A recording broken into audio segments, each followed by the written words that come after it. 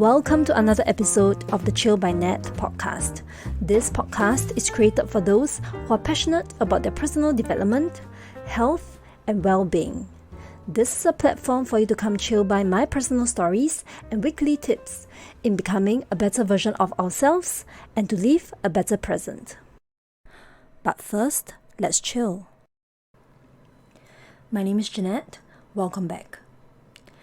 So the topic of today's episode is happiness. It took me quite long before I decided to do an episode on this topic on happiness. It's always been something that I wanted to talk about, but initially I felt that this topic was beyond me. I was thinking, who am I to talk about happiness? And I find myself thinking that, am I even qualified to talk about happiness? Firstly, it's a broad topic, and then, I think there's no one universal key to happiness, and it looks different to different people. And then secondly, I felt that, I'm not the happiest person around. In fact, I think a large part of my day is often filled with a lot of anxiety and worries. So I'm someone who constantly worry a lot about everything, including how to even handle this episode. Yes. But then I still want to talk about it, even though it's a challenging one, because even though I'm still on this journey of discovering myself and what happiness means, it doesn't mean I have to shy away from talking about it. And I feel that it's an important topic to explore and discuss. And part of the reason why I'm doing this is so that I can put it out there to learn from you guys as well. Alright, so through this journey of finding myself, I realized a few changes in myself that I just thought that it would be worth sharing. Even right now, to be very honest, most of the time I don't feel happy, but I do feel that I'm more fulfilled now in life as compared to the past. And I think in a way I can say that I'm in a happier state, but it is still a challenge for me to define this happier state as well, because it's not a state where I see myself laughing more or, being joyful and bubbly in my day-to-day. I used to think that being happy is all about that, being cheerful all the time. But then I realized that more often than not, it's something that comes from within you. Like if it's ever quantifiable, it should be quantified from within and less from what it seems on the outside. And I have to say that, this episode is a highly opinionated one. And today's episode, I'm going to be sharing with you 3 powerful lessons I've learned from my own personal experience so far, which I feel brings me a step closer towards happiness. So lesson number 1, I've came to realize that happiness means coming to see and accept myself for who I am, even if no one else does. Okay? And I think one big difference between the past and now is that I'm able to see the self within me. I've always been able to see the self within me, but I've been able to see it more clearly when I started consciously looking from within. And that side of how I'm constantly stressed out about almost everything, and I basically absorb people's feeling a lot, which means I constantly think about how people would feel when I do something. Like, if I'm not feeling well enough to meet my friends, I really feel stressed out when I have to reject people, because I tend to absorb and really take in people's feelings, especially people that I care about. So I've came to actually look into myself and, see why am I feeling this way. And, to be honest, it's not something that I can control. I'm just wired in a way that I sometimes put myself into other people's emotions a lot more. So I pretty much still do, to a large extent. But the main difference was I was more aware of my tendencies.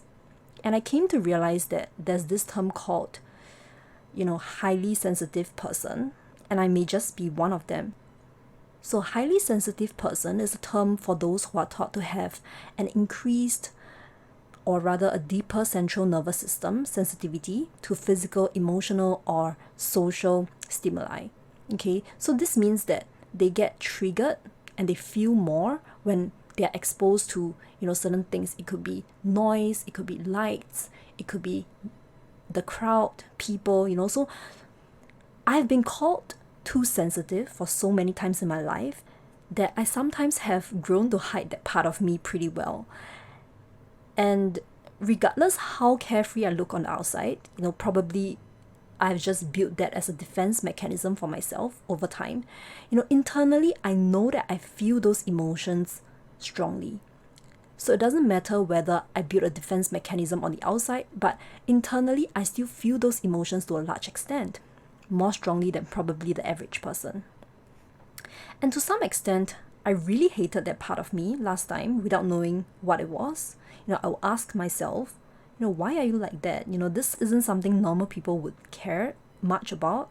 And I would tell myself to stop being so sensitive, stop caring so much, like just stop and be normal. That to some extent adds another layer of stress when you know that, people are really not accepting you, and then, you come to not accept yourself as well. So I realized that it's so important to have self-compassion for yourself and to accept yourself for who you are, even when others don't. Okay? So to do this, of course, you have to be really self-aware and know what is really you, right? So what changed was probably my perspective. So I came to accept and see myself for the person I am. I see this part of myself more. So I see myself with someone with high empathy instead of being too sensitive. So in a way, I'm actually reframing how I'm seeing things. And it's true that it will always remain a challenge for me in many situations. When I go to crowded, noisy places or when I go out with big groups of people, I just get overwhelmed. And when I'm in professional work situations where I have to leave my emotions aside, I get uncomfortable as well. But over time, I've came to accept that side of me. I've came to embrace it, and I know that there's nothing inherently wrong with it. I started to accept myself and see that I have the power to accept myself first and see that, these traits I'm having are not a bad thing. They are not a bad thing as long as I can manage them properly. And there's nothing wrong about being too sensitive. So how I accepted myself was I saw the beauty of all these traits that I'm having, because these traits of mine allow me to form deeper bonds with people. Yes, I may get overwhelmed more easily. I get sucked into people's emotions more. But on the other side of things, I'm able to feel more for others. I get deeply moved by beautiful things around me. And, I'm just someone who cries a lot when it comes to watching dramas, especially those really, heartwarming ones with both positive and negative feelings. And I cry for both positive and negative emotions. Yeah. And then once I accepted it, I start to think, how can I cope with it? How can I cope with the not so good parts? So for instance, how I cope would be, maybe when I'm watching a news with a lot of violence, which can feel rather intense for me, I can choose to move away from it. I can choose not to watch it so that, it doesn't get to me. Yeah, of course, it's still important to watch the news, but I'm just saying that certain news, if it brings a lot of discomfort, I have the power to choose to move away from it. And then I also notice that I'm someone who needs a lot of rest and downtime. Like if I haven't mentioned, I can be alone for weeks, and you wouldn't see me complaining about that. I love being alone. My friends call me a loner. So yeah, you wouldn't see me complaining about being alone, and I just feel a very high need to retreat to a very quiet place or quiet room, because I usually catch myself having a lot of emotions that I have to sort out. So I do need a lot of time to myself to manage that. And I came to prioritize that more. It's not something that comes to me, but I actively manage it by asking for that rest time. And then it had really came to a point where I want to fully be myself now and embrace that part of me. And I can tell you that this gives me happiness when I come to accept myself for who I am.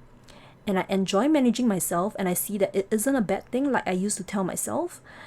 So just by that itself, I'm actually offloading a lot of stress that I've previously put on myself. So I think starting to look from within to see who you are and embracing that part of you which nobody wants to accept, and the part of you that you often feel insecure about, sometimes is really not a bad thing. And you will learn to see beauty in those things that you previously feel insecure about. All right, so that's number one. And lesson number 2 is I've learned that being happy, being a happy you, doesn't mean being happy all the time. And that's just unrealistic. Even when I say I'm happier now, it does not mean that I'm always feeling happy. So in fact, I must say that through this journey of finding the self, I feel a lot more feelings of discomfort, and it has never been more challenging for me. So it's a type of challenging feeling which I've never felt before. I don't know how can I describe it, but then I would say that I'm feeling challenged, yet I do feel connected. You know what I mean? So that feeling when something is so damn hard, but then it still feels so damn right. So it does feels right to me, and I feel that it's right to some extent that nothing good comes easy, and everything has its thorns, but choose your thorns wisely and carefully. So if I have to describe what I'm feeling at this moment to you, honestly, if I look within myself right now, am I feeling happy? I think I'm actually feeling more anxious than happy, to be very honest. I still get nervous because I'm not the best speaker around, and public speaking has never been my strength. And even though I've done it a few times, I love doing it, and each time I do it, I still feel anxious. And don't get me wrong, it's exciting to be able to share all these internal things with you, but then there are challenges that comes with it, right? So it goes back to the self, like as a perfectionist towards almost everything in life, or rather the things I care about in life. I think the anxiousness comes from the expectations I often set for myself. Sometimes my expectations for myself can be sky high, like crazy high, like the need to be better than who I was from yesterday. And the idea of perfection just drives me crazy. And it's crazy. I can't even describe this overwhelming feeling I feel, but I do feel overwhelmed easily by not living up to my own expectations. And sometimes, as an idealist, I think my expectations for myself is just sometimes unrealistic. Last time I used to have an expectation that I have to be happy every day. And how crazy is that? So yeah, I think that's one thing I need to learn, is to not set expectations which are too high and unachievable, because then you get disappointed, and then that just brings you one step away from happiness. So it still gets to me, okay, that I feel that I'm someone who is quite hard on myself. Even for this episode content, it's my 3rd time recording it. I've changed the content for 3 times before I decided to do an episode on happiness. Okay, and if this time doesn't work out, I would have to find another content. But where the happiness comes from for me? It comes from the fact that I'm doing what I like to do. So I like to express myself. I have a high need for self-expression, which I talked about in the last episode, and helping others through sharing my personal authentic experiences is something that is highly meaningful to me. And each time I get drained out, I go back and ask myself, why? Why am I doing this? And I always tell myself that this is something I choose, and I always tell myself that because what I'm doing is truly something that matters to me, and I derive fulfillment from it. It's not from the fact that I need to re-record my episodes when it doesn't meet my expectations, but it's from the fact that each time I redo something, I'm actually bettering myself towards who I desire to become. So your why has to be very clear, your goal have to be very clear, what truly matters to you have to be clear to you. So for instance, I have a goal for myself. Not gonna say what's that now, but a goal that is measurable, is specific, so that each time when you better yourself to the goal that truly matters to you, you derive happiness, right? And you derive that fulfillment for being one step closer to that goal, if that makes sense. So in my case, I get better at self-expressing. I express in a way that is closer to who I actually am, and that gives me fulfillment, and this gives me a lot of satisfaction. So the point here definitely is not discouraging people to set expectations, but more of setting realistic expectations for yourself as you are working towards your goal. And as long as there's healthy progression, it's all good, and even if we don't meet them, we know that we have been making progress, since the start of the journey. And sometimes I came across this somewhere. They say that even resting, it's also part of being productive. And resting means you're a step closer. It brings you one step closer to where you want to be. Like even now, I still self-remind myself on this every day because it's hard. To be honest, it's easier said than done, especially if you're a perfectionist like me. But I do notice that the way I'm talking to myself is different now. I can feel the difference personally when I make a conscious effort to be kinder to myself, to talk to myself with more compassion. So in the past, it would be probably like, I need to fix myself, why did I not hit my expectations? I need to get myself together. So I often find myself being very hard on myself. But now I'm just learning to really let it go and slow down for a bit and be realistic about the things we set out for ourselves, right? Even if it falls short of what we set out to achieve, I would say embrace the down times, all right? It's normal that sometimes we feel dejected or rather feel down when we don't meet our expectations for ourselves. But, embrace the downtimes, and being happy doesn't mean that you have to be happy 24/7. That's what I've came to realize. All right? So that's number 2. And then number 3 is I've came to learn that being happy is knowing that you have the power to choose what to accept and what to let go. And this lesson is so important to me that I really have to share with you. So specifically, what do we choose to accept and what do we choose to let go? So I would say there's a lot of things, but today I'm just gonna focus on one thing, which is our thought patterns. So you want to specifically choose what thoughts you want to accept and what thoughts you want to let go of. Because let's face it, we all have uncontrollable thoughts, impulses, but we can choose how we want to respond. It's in our control to choose what thoughts we want to let inside of us and what thoughts we want to let go. So for instance, like I'm someone who never felt that I'm ever enough. I always over worry. Okay, I think I've said this for more than like 5 times already in this episode, but I always worry about what is going to happen next, even if something hasn't happened yet. And I would think to some extent we all do. And that is exactly what steals my peace away from me. And I started to realize that, what caused me to feel stressed and constantly putting me in states of anxiety, it's always these thought patterns of what if, and they are mostly external things that I can't control, which often stresses me out. So for instance, I will find myself asking, what if my podcast content doesn't meet expectations? What if people don't like it? What if I'm not good enough? I mean, I have to admit that there is a certain kind of pressure and responsibility that I have to uphold once I decide to put myself out in the public, right? And putting myself out of my comfort zone. And I think it's natural to some extent to hold these thoughts, but they are precisely the thoughts that are causing my anxiety and my stresses, all right?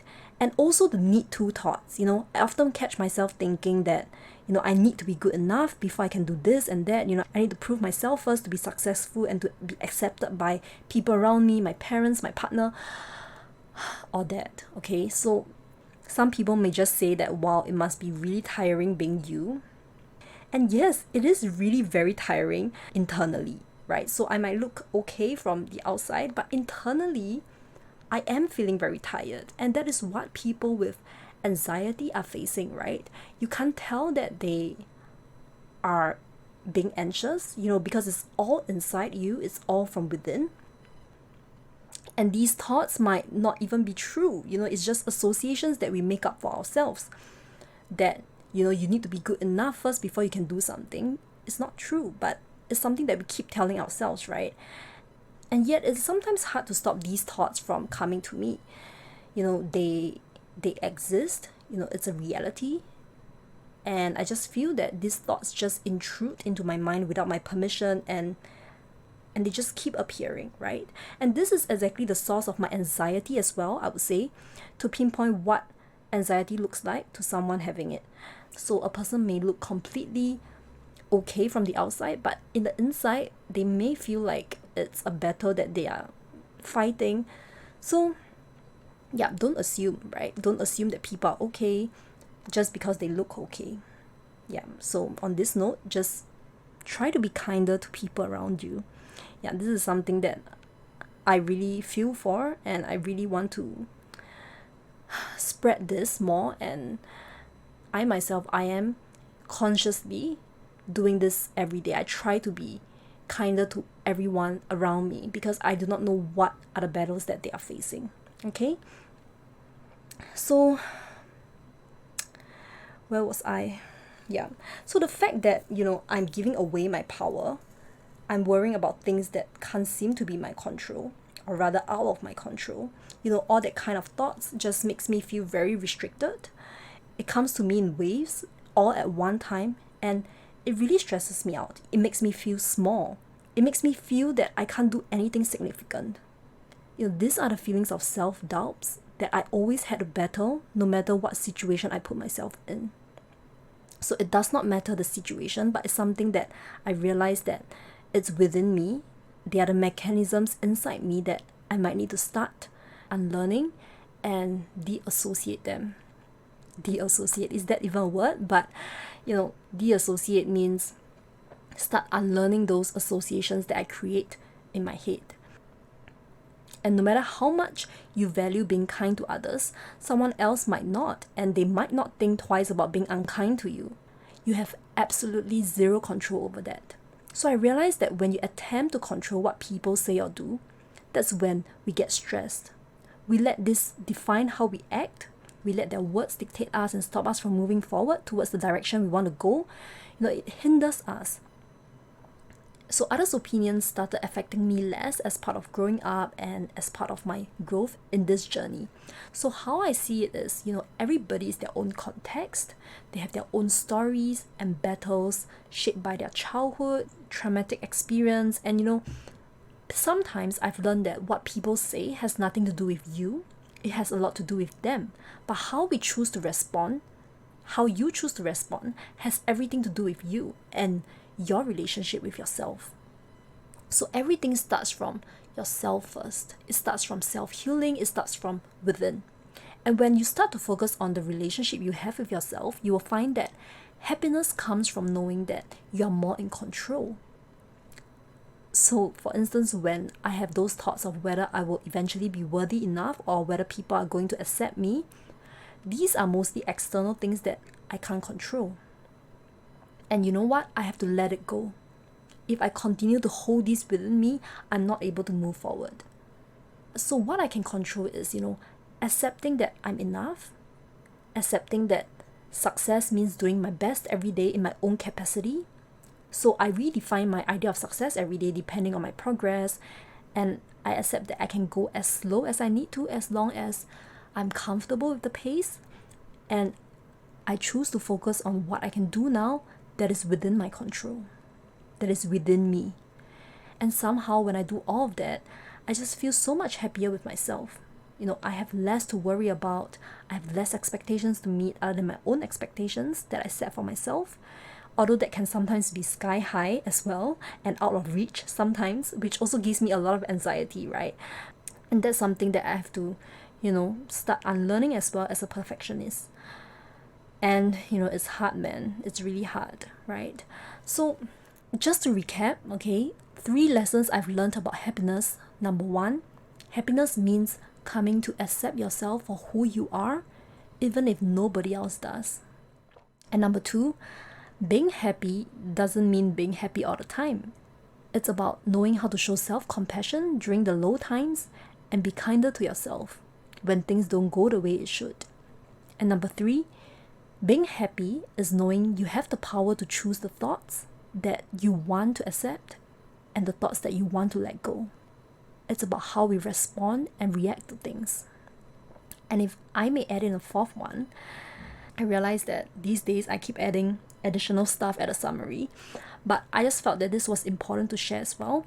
So I think happy is also about living in the present moment. And there's this quote that I came across a few weeks back, and I found it to make perfect sense. So if you're depressed, you are living in the past. If you're anxious, you're living in the future. And if you're at peace, you are then living in the present. And I can't agree more, because being at peace is only found in controlling what we can do in the present moment, like what we can do now. You know, if you're always thinking about what you can do tomorrow or what has already happened, if someone has hurt you and you just keep thinking about it or what is going to be happening tomorrow, it's going to invite a lot of stresses. So right now, if you would ask me how would I define happiness, I would define happiness as a feeling of being at peace with myself, where I feel more comfortable in my own skin, and also knowing that I have no power over others and I should stop trying to change others or the past situation. I don't have to be right. Being at peace is more important than being right. I have no control what other people say about me, but I have the power to choose how I want to define things and how I want to live my life. And I accept my inner self, my thoughts, my drives, and my motivations. And accepting myself doesn't mean I'm not trying to improve myself. It's more of seeing myself for who I am so that I can improve in the direction that speaks to me, not in the direction that others want me to become. It comes from how I view myself, how I view my work, how I validate myself, and know that my thoughts and my emotions, they don't define who I am. And that is the improved relationship ultimately that gives me happiness, and that comes from also finding myself first. So that's where it really comes from, and that's my definition of happiness at the moment. So there are 101 ways to define happiness, and then I think probably if I define what happiness means to me today, it might be a different definition tomorrow. It's constantly changing. I mean, people are always changing every day, and we have different goals every day, and we define our success differently over time. So I think it's normal. But right now, I'm on my journey of finding myself. So these are the 3 ways I've identified that would help me to derive happiness in my day-to-day.